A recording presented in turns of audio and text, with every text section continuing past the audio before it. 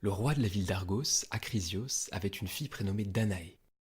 Mais triste de ne pas avoir de fils, il alla consulter l'oracle de Delphes afin de savoir s'il en aurait un jour. La prêtresse du dieu Apollon lui répondit que non et précisa que sa fille aurait en revanche un fils qui le tuerait. Pour échapper à ce sort, il devrait donc tuer sa fille, ce qu'il refusa de faire, en grande partie parce que les dieux punissaient sans pitié le meurtre d'un de ses proches. Au lieu de cela, il l'enferma dans une tour avec néanmoins une ouverture sur le ciel.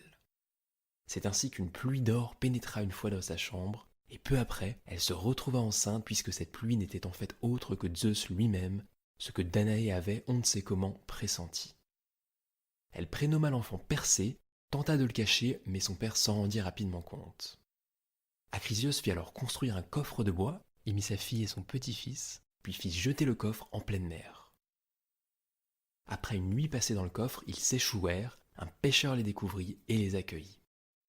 Ils vécurent tous ensemble pendant des années, jusqu'au jour où le roi de l'île, le frère du pêcheur, tomba amoureux de Danaé et voulut alors se débarrasser de son fils Persée devenu adulte. Il lui parla de trois monstrueuses créatures appelées Gorgones et lui dit son envie d'obtenir la tête de l'une d'entre elles. Le roi annonça ensuite son mariage et y convia Persée, mais ce dernier ne put apporter un cadeau pour la future épouse puisqu'il ne possédait rien. Il se leva alors pendant la soirée du mariage et annonça qu'en guise de présent, il apporterait la tête de la Gorgone Méduse, la seule des trois sœurs pouvant être tuée, les autres étant immortelles, ce qui réjouit le roi puisqu'il était certain que Persée n'en reviendrait pas vivant. En effet, les Gorgones, avec leurs chevelures de serpent, leur corps couvert d'écailles dorées et leurs immenses ailes, possédaient le pouvoir de pétrifier toute personne qui les regardait, c'est-à-dire que cette personne se changeait immédiatement en pierre. Persée se mit en route et commença par se rendre à Delphes pour consulter l'oracle d'Apollon, qui lui dit de trouver le pays des chênes, Dodone, où les hommes se nourrissaient de glands, mais ceux-ci ne lui révélèrent aucun secret, sauf à lui rappeler qu'il était sous la protection des dieux. Et c'est seulement après une longue errance qu'Athéna, la déesse de la sagesse, et Hermès, le messager de Zeus, vinrent à son secours. Il rencontra Hermès en personne, avec son chapeau ailé, ses sandales ailées et sa baguette d'or également ailée, appelée caducée. Celui-ci lui conseilla d'abord de trouver les armes permettant de tuer Méduse et qui se trouvaient chez les nymphes du Nord. Pour les trouver, il lui fallait toutefois d'abord demander son chemin aux Grées, qui habitaient une région où il faisait toujours sombre et qui étaient trois vieilles sœurs au corps de cygne qui se partageaient un œil à elles trois. Le plan de Persée, soufflé par Hermès, était de piquer l'œil lorsqu'elles se le passeraient et de leur faire ensuite du chantage afin qu'elles révèlent le lieu où vivaient les nymphes du Nord. Hermès lui laissa également son épée que rien ne pouvait briser. Quant à Athéna, elle vint lui donner son bouclier de bronze poli qui recouvrait sa poitrine afin qu'il s'en serve comme d'un miroir pour voir la Gorgone et ainsi éviter de se faire pétrifier en croisant son regard. Après une longue route et toujours accompagné d'Hermès, il trouva les trois Grées et leur déroba l'œil afin de connaître la suite de son chemin, lequel le mena chez les Hyperboréens, un mélange entre le pays des bisounours et Ibiza. Persée prit part à la fête, puis se fit remettre les objets demandés, des sandales ailées, un sac magique qui prenait toujours la taille de ce qu'il contenait, et un bonnet rendant invisible celui qui le portait.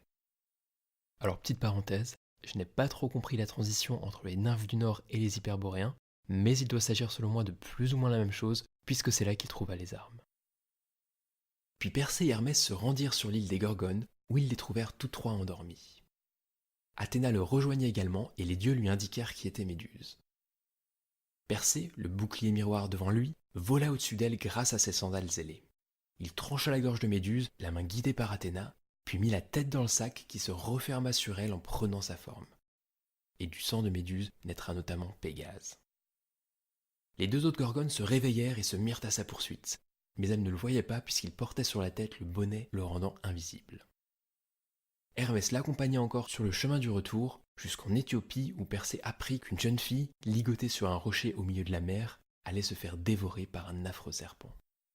C'était Andromède, la fille de la reine d'Éthiopie Cassiopée, qui avait offensé les dieux par sa vanité, se prétendant plus belle que les nymphes de la mer, les Néréides, qui étaient pourtant les filles de Poséidon, le dieu de la mer.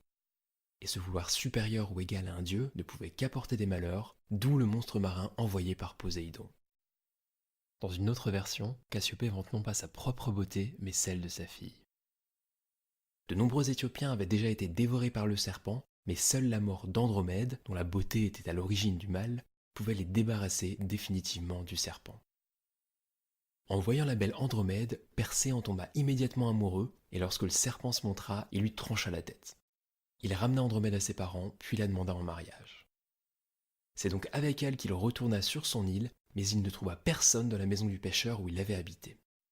La femme du pêcheur était morte et son mari avait fui, de même que sa mère, car celle-ci avait refusé les avances du roi. Persée se rendit alors à un banquet organisé par le roi, et une fois arrivé sur le seuil du palais, tous les hommes se tournèrent vers lui, car il portait sur la poitrine le bouclier d'Athéna. L'instant d'après, tous furent pétrifiés lorsque Persée sortit de son sac la tête de la Gorgone. La salle se retrouva soudain remplie de statues. Les habitants de l'île lui révélèrent alors où se cachaient le pêcheur et sa mère. Persée donna la couronne du royaume au pêcheur, puis il retourna en Grèce avec sa mère et sa femme Andromède pour tenter de se réconcilier avec son grand-père Acrisios, celui qui les avait enfermés dans un coffre de bois avant de le jeter à la mer. Car Persée, d'après l'oracle de Delphes, était censé le tuer. Sauf qu'Acrisios avait entre-temps été banni de la ville d'Argos et personne ne sut leur dire où il se trouvait. Persée décide ensuite de participer à un concours d'athlétisme organisé par le roi de la ville de Larissa. Mais lorsqu'il lança le disque, celui-ci atterrit malencontreusement dans les gradins et frappa mortellement un homme qui n'était autre que son grand-père, Acrisios, venu rendre visite au roi de Larissa. L'oracle d'Apollon avait donc dit la vérité, et Persée et Andromède vécurent par la suite heureux et eurent 7 enfants, dont un fils, Électrion, qui sera le grand-père d'Hercule.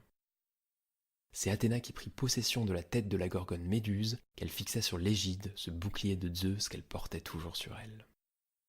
Et pour ce qui est de l'histoire d'Andromède, on retrouve tous ses protagonistes dans les étoiles, car leurs noms ont été donnés à différentes constellations.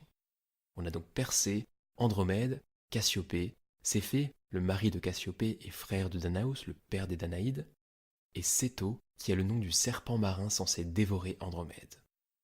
Son nom est d'ailleurs à l'origine du terme cétacé, qui désigne une partie des mammifères aquatiques dont notamment les dauphins, les baleines et les orques.